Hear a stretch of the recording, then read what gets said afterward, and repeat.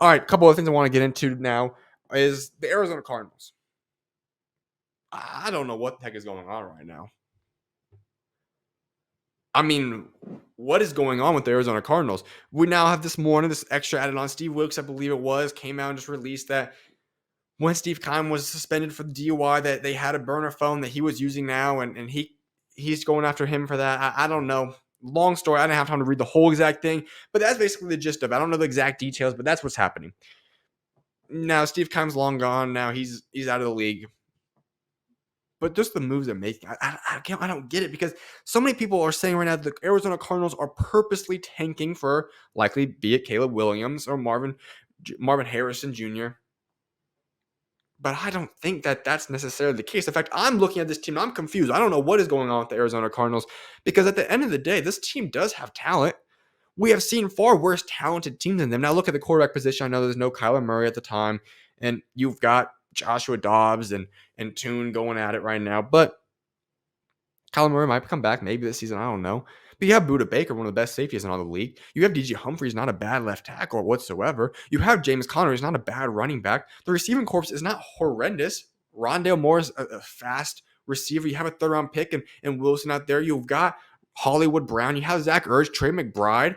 You've got guys on the defensive end. Zaven Collins, a first-round pick. You've got Marco Wilson, Antonio Hamilton. Jalen Thompson is legit as well. Kaiser White, there is talent, and I'm not saying this team's horrible. They're not good whatsoever, but to say they're the worst team ever is a little bit of exaggeration, if you ask me. I don't think they're that bad whatsoever. But the move that they make, it doesn't make sense. Like, if this was a tanking team and you want to go get Caleb Williams or somebody, why do you have this much talent? Now maybe by the trade deadline, this will be answered for us.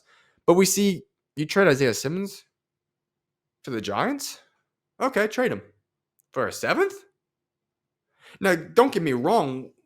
Has the top 10 pick investment in Isaiah Simmons proven to be worth it yet? No. Is he better than a 7th round pick? Absolutely. He still has potential. I think the Giants got an absolute steal. Well done to the New York Giants in that front office. Incredible fleece the Cardinals there. 7th round pick. You're telling me you couldn't get better than a 7th round pick? There's guys that are going to be rotational, end of the bench type guys that are getting traded for 7th round picks. You're telling me you couldn't get a 5th round pick at the bare minimum? Or at least a 6th, since we're just going to go higher than 7th. That blew my mind. Then you go on and trade Josh Jones to the Texans. All right, fine, depth, but he still was decent and young. Colt McCoy gets cut. Joshua Dobbs, you then do a trade for him, which doesn't make any sense to me. You could have kept Colt McCoy and then gone with the rookie tune. But you traded picks for Joshua Dobbs. So I don't know. For a little bit, I was like, okay, this team's just going to go get tons of draft picks. Now the tanking begins. And then they go and trade draft picks for a quarterback. It's going to be a 1-year rental. That's whatever. That's what I'm saying. I don't even know what the Cardinals are doing right now. But hey, they've got draft picks, I guess. They've got a team that is not going to be very good, but there still is some talent there. Now, if they truly decide to tank and blow it all up, they could get a lot of picks for different assets and players on that roster.